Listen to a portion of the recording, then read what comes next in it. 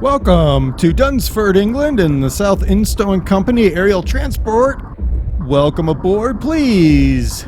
Everybody, come aboard. Don't worry, we got a biplane. It certainly can't crash. I mean, DerTebbers is your pilot. He's a professional.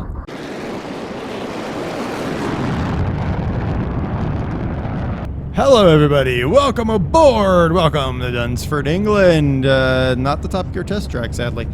Because FSX is before Top Gear. Anyway, we are aboard our Vickers Vimy. Ain't she a beaut? We got the city of London here. Beautiful plane, isn't it? Okay, it maybe not beautiful would be the word I'd use, but whatever. Alright, the Vickers Vimy, this was a British heavy bomber aircraft from the First World War and the post-First World War era. Let's go back outside. It achieved success both as a military and a civilian aircraft, setting several notable records in long-distance flights in the interwar period. The most celebrated of which was the first non-stop crossing the Atlantic by Alcott and Brown in June in 1919. Let's power up our two Rolls-Royce Eagle 7 piston engines, 360 horsepower each.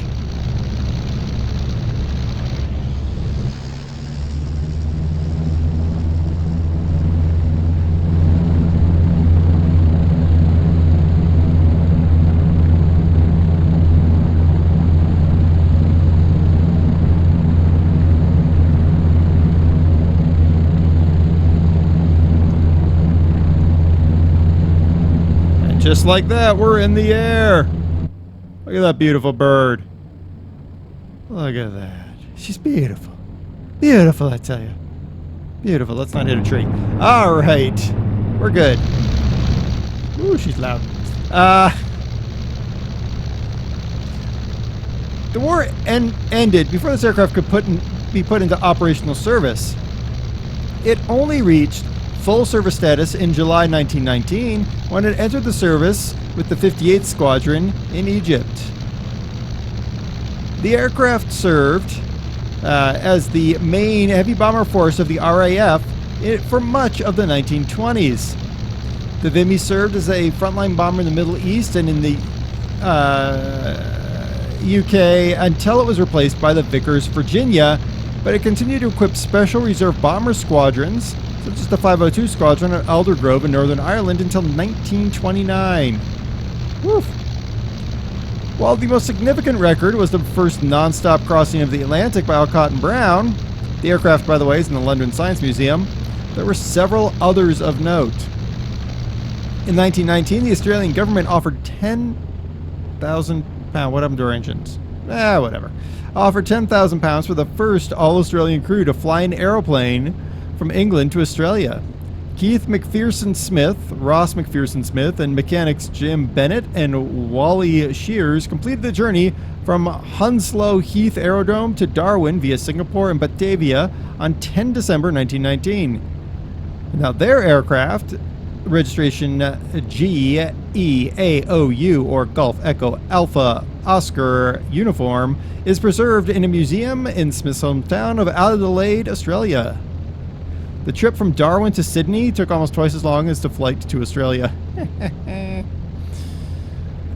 In 1920, Lieutenant Colonel Pierre van Rydeville and Major Quentin Brand attempted to make the first England to South Africa flight. They left Brooklands on 4 February 1920 in the Vimy Golf Uniform Alpha Bravo Alpha named Silver Queen.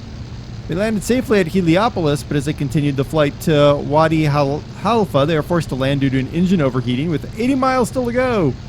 A second Vimy was lent to the pair by the RAF at Heliopolis and named Silver Queen II. This second aircraft continued to Bolawano in South Rhodesia, where it was badly damaged when it failed to take off. It's usually a bad thing for an airplane. They then used a South African Air Force Airco DH-9 to continue the journey to Cape Town, and they got £5,000 each for that journey. Now the Vimy Commercial, which is what we're obviously flying, is a civilian version with a larger diameter fuselage, largely of spruce plywood, which was developed at and first flew from the Joyce Green Airfield in Kent on 13 April 1919. Now, it's interesting that there's so little information about the commercial version available in the usual places I go. Where did my airfield go, by the way? Just thinking here. How did I make it over that hill without knowing it was air? Because I'm flying an airplane. Anybody know where my airfield might have gone to? Airfield, where are you? Hello? I need a place to land. I need a landing light. Oh, let's not crash. All right, let's get in the plane. Oh, okay, it's this way. I see it. I see it. I see it. It's right there. Okay, we have location of the aerodrome. Let's turn this way. All right, so maximum speed of this aircraft is 100 miles an hour or 161 kilometers an hour. The range was 900 miles or 1,448 kilometers. In her military spec, she'd have one 303 Lewis in the nose and one mid-fuselage, and she could carry 2,500 pounds of bombs. I couldn't find in my usual spots the information about the civilian aircraft, which is what we have. This freeware has two civilian packs. This one, which is from the Instow and Company aerial transport outfit. The other one is a cargo plane. So if you're like playing the cargo game in Flight Simulator X, where you have a cargo airline, you might consider it. Probably not, because most people would be like, yeah, I'm not flying that thing. Especially since that has a top speed of 100 miles an hour. But hey, whatever. Still, doesn't look like it'd be a bad aircraft from the outside. As soon as I get this aircraft turned around, if it ever turns around. Oh, there, I found the runway. Yay! Okay. The cockpit looks pretty nice. Look at all those gauges and everything. I mean, they are 2D, but I'm willing to forgive that a little bit. Because it's pretty. I'm going to try to make this landing, people. Everybody hold on to your shorts back there. And if you don't have shorts, well, you came ill prepared for this flight. While we're attempting this, let's see, shift 1, there's my cockpit. 2, we have a little radio. 3, there's a GPS. Hey, cool. Port star, that's probably throttle. There's our gauges. There's our compass. Ah, there's all of our electronics. What is that? Oh, that's our petrol. Oh, that's important. No, that's it. Oh, 10 is supposedly autopilot. You would not have autopilot on this plane, so I presume that's logical it has no key combination. That's silly. Silliness. I guess they put autopilot on here because whoever made it was like, yeah, I like to fly long distances. I just noticed something here, guys. Wait. Oh, no, the altitude thing does work.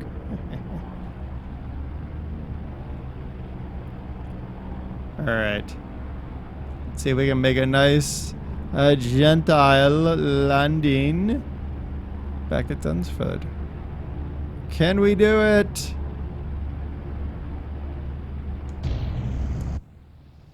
And yeah, we can do it. It's simple. We just have to prevent ourselves from nosing over. And we have done that successfully.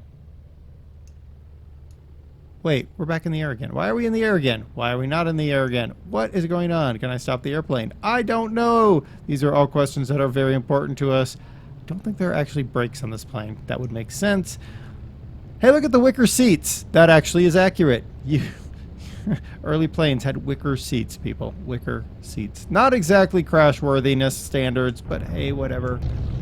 All right, there we go. We managed to land in our Vickers Vimy. Oops, we haven't stopped yet, but we're going to open doors anyway. I noticed the front opened, I thought. Oh, no, I guess it doesn't. Oh, I see. It's the door that goes into the cockpit. Can I see that from in the cockpit? I can. Hey, look, there we go. Look at wicker seats. It's like somebody just put some chairs off of a front porch into the plane. Ooh, that's scary. All right. That is the Vickers Vimy. It's got a nice bass note when you shut down. And not a bad plane if you're looking for a classic aircraft. Link is in the description as always. I've been DerTebbers. This has been your Flight Simulator X plane spotlight, the Vickers Vimy, which I landed. You all can get off the plane now. Thank you for flying DerTebbers Airways.